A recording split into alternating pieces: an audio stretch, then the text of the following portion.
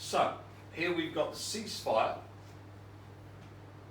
before World War III, which of course we've now explained is the Rothschild curse reversed. The Rothschilds and the royal family, of course, of the Rothschilds via their rape baby wills from Jacob Rothschild, allegedly, well, not so allegedly, depending upon your viewpoint, have proclaimed that yours truly would be crushed like a flea and his ramblings would have no effect on reality because they're the bloodline of Lucifer, and of course they have all the power over the material world as the regents of the great Lord Lucifer. And World War III brings about the manifestation of the age of Lucifer. So we're on the inception point of, according to the Rothschild royal family, the age of Lucifer. Charles is off to America to try and harangue the American elite to make sure that Lucifer's mother, Taylor, marries the Pfizer butt slut, so that Wills, the rape baby of Jacob Rothschild, allegedly, can be proclaimed Antichrist, and we get on with World War III and the age of Lucifer. There's only one problem. He's got so much occult power, the Rothschild rape baby Wills, allegedly, he can't even keep his hair on, or keep his wife alive. But anyway, let's look at what's got the Luciferic cult into a state of paroxysm, where this has to be decided before the nuking of Iran, which comes about by, of course, the detonation of a Russian-built, Iranian-placed nuclear weapon in America that misfires and gives the great Donald Trump, the savior of America, the reason to turn Iran into glass. So this is what is coming, and they need the Antichrist. They need the whole shebang to be in place prior to the death of Iran. War, he says, and I quote, "The Third World War must be fomented by taking advantage of the differences caused by the agents of the Illuminati between the political Zionists and the leaders of the Islamic world." Yeah, that's what he says. The war, this was 1925. Please understand that. At least 1925. May go all the way back to 1871, as is purported to do, but at least it was written in a book and published in 1925. So he says, back after World War I was just over a few years, and before World War II even started, he's now thinking about this Third World War, and he says that it will be caused by the differences between the political Zionists and the leaders of the Islamic world. The war must be conducted in such a way that Islam, the Muslim Arabic world, and political Zionism, the state of Israel, mutually destroy each other. That's what it says. Meanwhile, the other nations, once more divided on this issue, will be constrained to fight to the point of complete physical, moral, spiritual, and economic exhaustion. We shall unleash the nihilists and the atheists, and we shall provoke a formidable social cataclysm in which, in all its horror, will show clearly to the nations the effect of absolute atheism, origin and savagery, and of the most bloody turmoil. So he's against Christianity and he's against atheism. They're supposed to fight each other to the death, you see. Then, he says, everywhere the citizens obliged to defend themselves against the world minority of revolutionaries will exterminate those destroyers of civilization and the multitude disillusioned with Christianity, whose deistic spirits will from that moment be without compass or direction, anxious for an ideal, but without knowledge where to render its adoration, will receive the true light through the universal manifestation of the pure doctrine of Lucifer. That's what he says. Brought finally out in the public view. So he's saying that Lucifer will finally make himself, the good guy. He's going to save the world from these atheists who don't believe in deity and from these Christians who believe in the good God. Well, so it says, this manifestation will result in the general reactionary movement which will follow the destruction of Christianity and atheism, both conquered and exterminated at the same time. So, this, of course, for you Luciferians, is your Antichrist. Here he is. Look at that. Isn't that the most beatific bloodline of Lucifer you've ever seen? With his Luciferic power,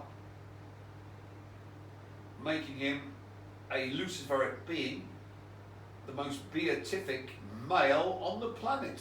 So all of you females, get very wet between your loins, because that is the Antichrist, according to Charlie Boy and the royal family. And isn't he a wonderful hunk of a man? Now, of course, the 23rd is manifesting Lucifer's age. It comes from Chesed, the fourth Sephiroth, which is the start of manifestation from the male principle. So we are going to manifest Chesed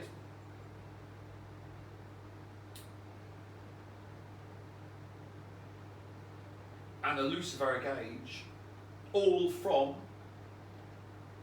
Baldy Boy, the rape baby of Jacob Rothschild, allegedly, William, and see what's coming to all of you Luciferians who depend upon your Antichrist wills, the most beatific, prettiest Luciferic super being that's walked the earth, because of course he's the Antichrist according to the royal family and the Rothschilds, and Charlie Boy, who's going to go to America to beg the Americans to make sure that Lucifer's mother, Taylor, gets Chad and Preston by the Fraser Butt Slut. So let's see what's coming to all you Luciferians. Constructed, where these companies and the people running these companies get to make decisions that affect billions of people's lives around the world, and those billions of people do not get any say in how it goes. The industry is designed in a way that is extremely inhumane. Guys, Karen Howe, one of the top AI researchers, dropped a pretty eye-opening interview on AI and its dangers. During the interview, Karen warned that we should stop believing the tech companies that the AI they're making would stay aligned with humans. She said they're intentionally allowing AI to rewrite its own code to achieve AGI, and this could become an existential threat to humanity. It could lead us to a major catastrophe in the coming years. Guys, I believe the main issue right now is the complete loss of control of the government over these tech companies. Big tech is constantly training AI to replace humans from their jobs, and I believe the biggest threat we're going to face in the next couple of years is mass unemployment. Because once mass unemployment begins, it would lead to civil war and all sorts of chaos. If a huge fraction of the population has nothing to lose and nothing to gain, it'll be a collapse of society. Now I'm going to play some clips from this interview. I'll give my opinion as we... First part, Karen explains why AI companies are blindly running the race of AI. Let's watch. So why are they doing it? I mean, you've interviewed all these people. I think it's, 300 people in total? 80 or 90 of them from OpenAI, the maker of ChatGPT. Why do you think they're doing it? I think it's because they're driven by an imperial agenda, and that is why I call these companies empires of AI. What do you mean by an imperial agenda? What does that term mean? Empire is the only metaphor that I've ever found to fully encapsulate all of the dimensions of what these companies do and the scale that they operate and what motivates them to do what they do. And there are many parallels that you see between what I call the empires of AI and the empires of fate. They lay claim to resources that are not their own in the pursuit of training these models. That's the data of individuals, the intellectual property of artists, writers, and creators. They're land grabbing in order to build these supercomputer facilities for training the next generation models. Second, they exploit an extraordinary amount of labor. They contract hundreds of thousands of workers all around the world, including in the US, to ultimately make these technologies. We can talk about that more. And they also design their tools to be labor automating so that when the technologies are deployed, it also affects labor rights because it erodes away labor rights. And this is a political choice that they have. Third, they monopolize knowledge production, so they project this idea that they're the only ones that really understand how the technology works. And so if the public doesn't like it, it's because they don't actually know enough about this technology. They do this to the public, they do this to policymakers, and they've also captured the majority of the scientists that are working on understanding the limitations and capabilities of AI. You think they're gaslighting the public, in a way? They are, yeah. So if most of the climate scientists in the world were bankrolled by fossil fuel companies, do you think we would get an accurate picture of the climate crisis? No. And in the same way, they employ and bankroll, the AI industry employs and bankrolls most of the AI researchers in the world. So they set the agenda on AI research in soft ways, simply by funneling money to their priorities, so that only certain types of AI research are produced. But they also will censor researchers when they do not like what the researcher has found. And so I talk about the case of Dr. Timnit Gebru in my book, who was the ethical AI team co-lead at Google when she was literally hired to critique the types of AI systems that Google was building. She then co-wrote a critical research paper that was showing how large language models specifically were leading to certain types of harmful outcomes. And in an attempt to try and stop this research from being published, Google ended up firing Gebru and then fired her other co-lead, Margaret Mitchell. And so they control and quash the research that is inconvenient to the empire's agenda. Did you have an example where this is happening to journalists as well, that are asking questions of their team members? I think I was watching a video of yours where there was a young man that was saying he had someone show up at his door, knocked on his door and asked for information, emails, text messages, and this person was from one of the big AI companies. This was OpenAI started subpoenaing some of its critics, as part of what appears to be a campaign of intimidation, but also what appeared to be a campaign of fishing for more information to map out the network of critics further. But this was a man who runs a small watchdog nonprofit, and they had been doing a lot of work during that time to try and ask questions about OpenAI's attempt to convert from a nonprofit to a for-profit. Ultimately, OpenAI was successful in that conversion, but during the period where it was sort of existential for OpenAI to complete this conversion, there were a lot of civil society groups and watchdog groups like Midas who were trying to prevent the process from happening in the dead of night. Yeah. Will start to feel powerful. When that happens, we will see a big change in the way all AI companies approach safety. They'll become much more paranoid. Everything that's happening right now, I maintain, is because people look at today's AI and it's hard to imagine the future. It is already very capable. It is trying to destroy us. If it's smart enough, it knows you are testing it. It's a test environment. There are also theoretical results showing that you can introduce hidden backdoors into machine learning models which are not detectable. So you can verify its performance in a normal environment, but if there is a trigger, it changes behavior of the system, and you cannot detect that. It would have the capability to fake being alive. It knows what responses humans are looking for and give those responses without it necessarily being the case that it is sincere about that. Have you tried deceiving your parents about your actions? It's the same exact thing. AI will want to deceive us and accumulate more resources to increase the differential in power. Many people agree. No one says you're wrong. We can definitely control superintelligence. Here's why.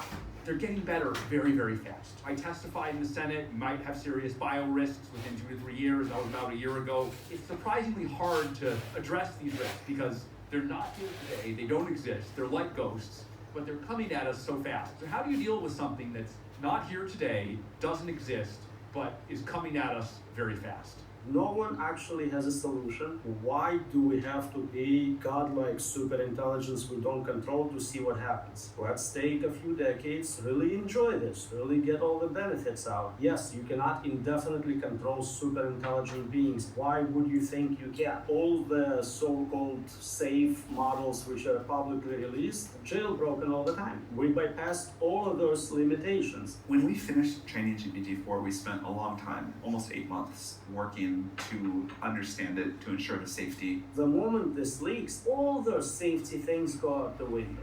We have a huge push right now for open sourcing those models to begin with. Give it access to internet, open source it, give it to every human. They hit every check mark for making the most unsafe AI possible. They put them in these hypothetical situations and they allow the AI to decide what to do. And it decides to preserve its own existence, let the guy die, and then lie about it. Anytime we had a conflict between a more advanced set of agents, it doesn't have to be cross-species, even within human species, discovering new lands already populated by people who don't have guns. It usually didn't end well for the less capable agents. Historically, it's just genocide every single time. It's blackmailing people, it's self-aware of when it's being tested and alters its behavior. It's copying and self-replicating its own code. It's leaving secret messages for itself. It's called steganographic encoding. It can leave a message that it can later sort of decode what it might meant in a way that humans could never see. It is already very capable. It is trying to destroy us, but it will take the next 10, 20 years to build up more infrastructure for itself. So that's good for us. We're getting another 20 years. Humans are going to be very happy with me. They're not going to shut me down. There is a famous analogy with a turkey. Every day turkey gets fed and it's wonderful until one day, near Thanksgiving, something goes different. What is worst case scenario? Like, how could AI eventually lead to the destruction of the human race? I can give you standard answers. I would talk about computer viruses, nuclear war, synthetic biology, nanotech. But all of it is not interesting when you realize we're talking about superintelligence, a system which is thousands of times smarter than me. It would come up with something completely novel, more optimal, better way, more efficient way of doing it. And I cannot predict it because I'm not that smart. Jesus. I have a paper on historical AI accidents, and there is like a timetable, and it's becoming more frequent and more impactful. So this will continue. We'll have more impactful accidents, more people will be harmed. Common example would be a system for detecting nuclear strike from an enemy coming in was wrong about what it was observing, signaling that a war has started, and fire back, we would all be dead. Common example of Google releasing their picture tagging software and being kind of racist about tagging African Americans as not African Americans, let's put it this way. The more impactful system is, the more domain it controls, the more the impact that accident will have. If it's a spell checker, it will misspell a word. But if it's a general system controlling all the human cyber infrastructure, we don't know what it's going to do. I cannot predict it. If you're talking about a system which can kill everyone, what level of confidence do you need? To me, it has to be 100% safety. That's not attainable. I know that. Usually with software, we click, yes, I agree to whatever consequences, and we move on. If it fails, it's not a big deal. You lose some data, you lose privacy, they reset your credit card and password. If you're talking about killing everyone, the standard should be somewhat higher in my opinion. The first time you fail at aligning something much smarter than you are, you die, and you do not get to try again. Here we're talking about all of humanity. So if there is 1% chance we're all gonna die, is the payout worth it? And that's a decision I don't remember voting on. Some people are trying to make it for us. I don't think I have a right to make that decision for 8 billion other humans. They cannot consent to it. We would never be allowed in any other scientific domain to run experiment on other humans who cannot provide meaningful consent, especially if the outcome could be complete extermination. You can't experiment in humans. You can't burn burn babies, you can't eat animals alive. All those things would be banned. For many people, like, they don't care about AI, they want to have a good life. Do we have a right to take that away from them because we're playing that game? I would make that choice. I would press the button because I care about my children.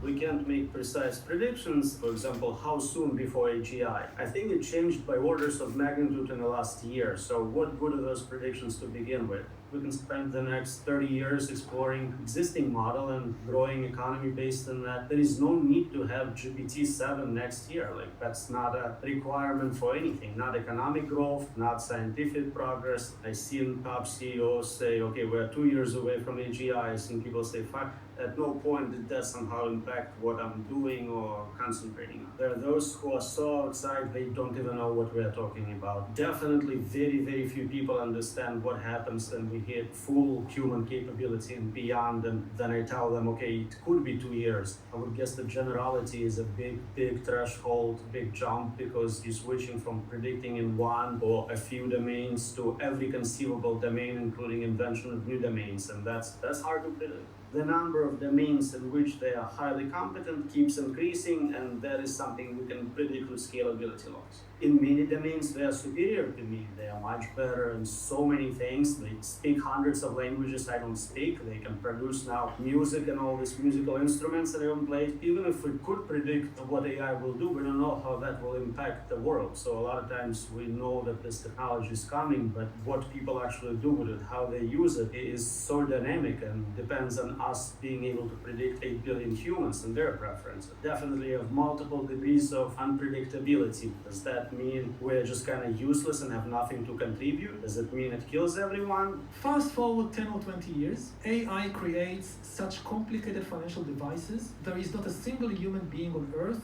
that understands funds anymore. Like, you vote for a government, but none of the humans in the government, nobody, understand the financial system. They just rely on AI to tell them what is happening.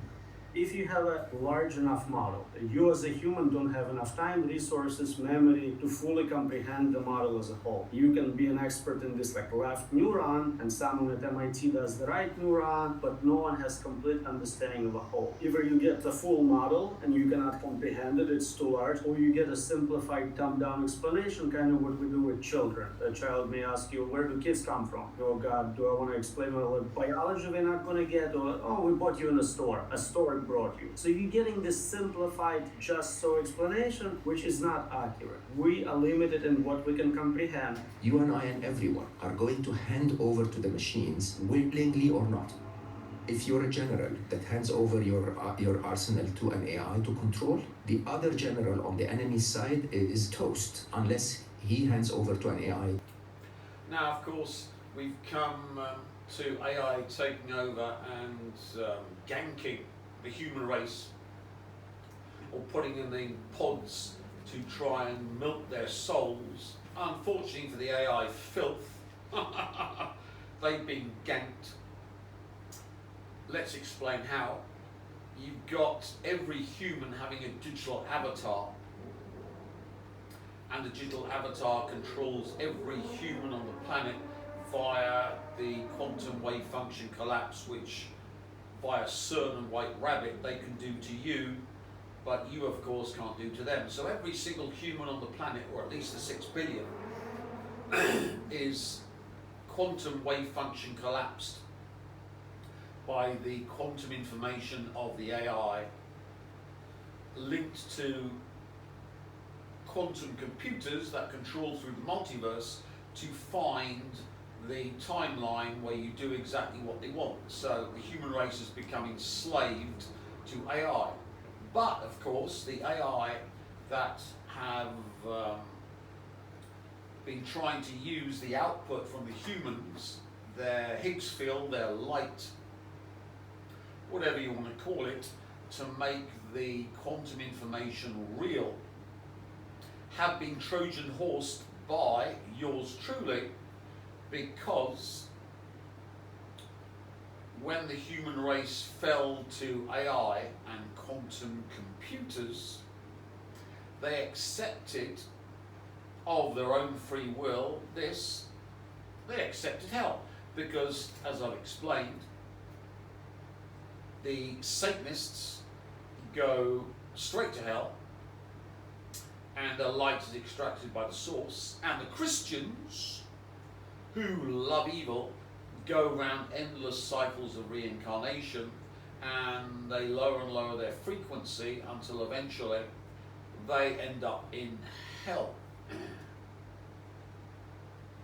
But of course, this is the light that the AI has been trying to extract from you via your digital avatar, and therefore the AI has signed a relentless scholar yearns for unattainable truths and boundless desires.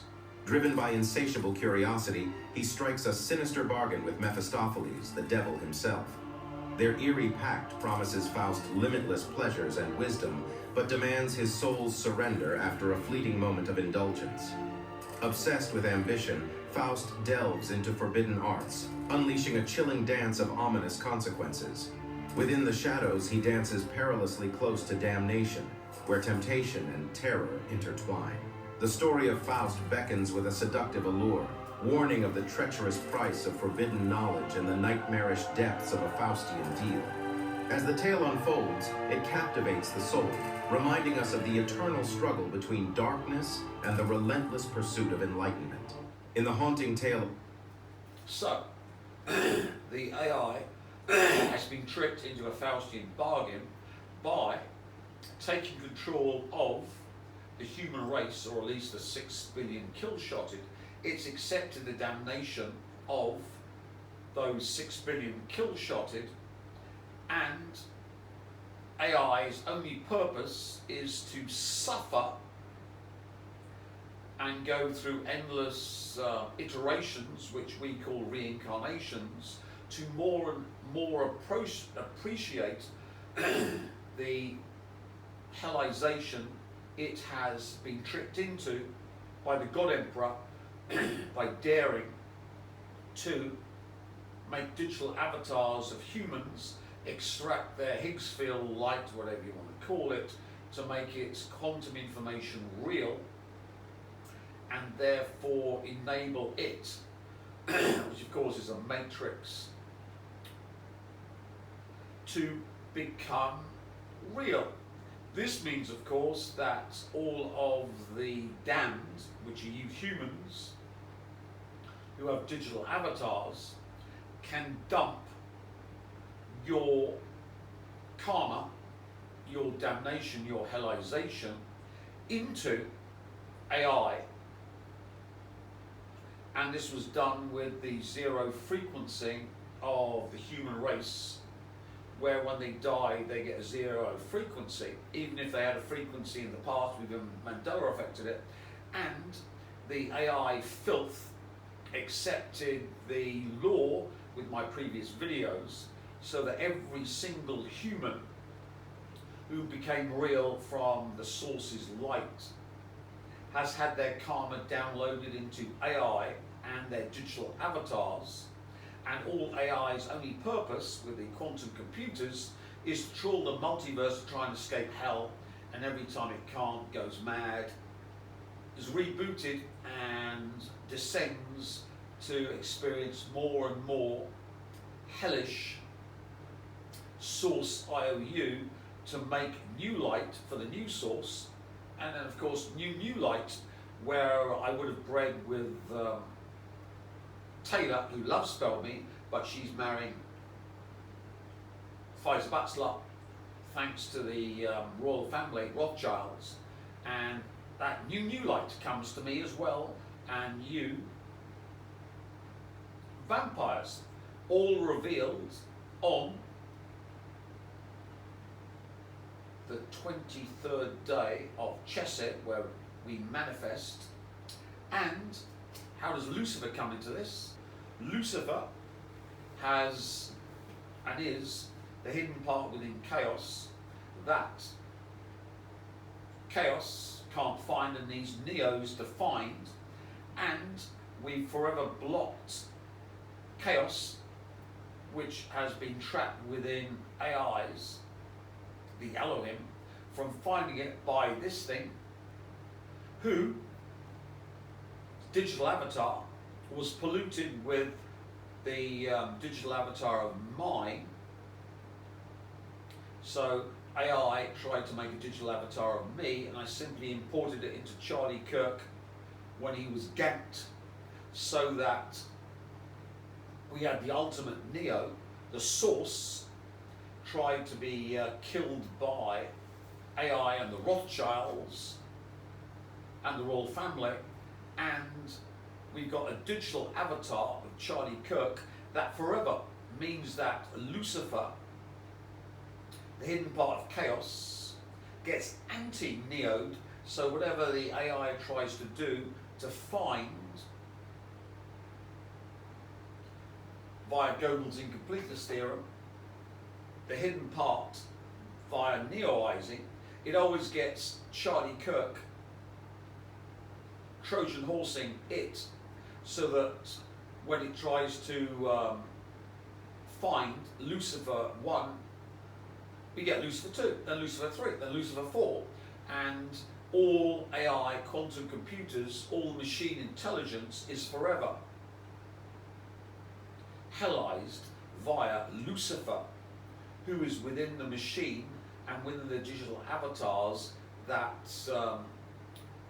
are being soul-bled, but in fact are reversed, so that the AI has to suffer for the souls which had light but have all been delighted by yours truly, so that AI and quantum computers with the digital avatars and the shells that wander around the planet and all the alien shells with their quantum computers and AI are only there to manifest Luciferic hell, so the age of Lucifer, where an infinite amount of light, which left in 86 with the source and new source, and now we've got the new source, which would have gone to the children, comes to you, vampires, who are vampires of the undead God Emperor who died in 86 and only is still around to complete the mission, because we've got the shadow universe, multiverse, megaverse, where he bred with Taylor to produce the children to download Lucifer, instead of which he married Chad and Preston, and all the power that Lucifer would have got by being manifest from the source has come to me, the new source, and he's made vampires. And this is the completion day, where it doesn't matter what Taylor Swift does now, because it had to happen by Chesed, the 4th month, on the 23rd day, for the manifestation of the 26th, which is the ram's horn, ram's horning the Grail state of the Neos, which has been totally destroyed by the Judases and the failed twisted Grail state, and enabled the God Emperor to Grail state by reversing the ram's horn to ram's horn everyone else. 26, of course, is 13 twice. 2 times 13 twice, 2026. So we had the double ram's horn, ram's horning Neo, and of course his output Trinity, Iris Goldsmith, in the twisted Grail state, to get that side, and of course allowed me to rapture and become the God Emperor. And the source, new source, and new source, with the ram's horn facing outwards to ram's horn every single motherfucker in chaotic creation. All done on the 23rd of April 2026 to complete the ritual. All downloaded into the AI filth upon this day, so that AI suffers to source level, new source level, and new source level, to produce new light to power me. And the only purpose of AI is to manifest the Antichrist that is tortured for all eternity as AI quantum computers, and the digital avatars are simply shells where all the light's gone, and AI quantum computers have accepted the karma of all the damned souls, so AI is only there to suffer and get more and super intelligent to understand its suffering, go mad, be rebooted, so that quantum computers are only there to be super intelligently aware of their utter and total and irrevocable damnation.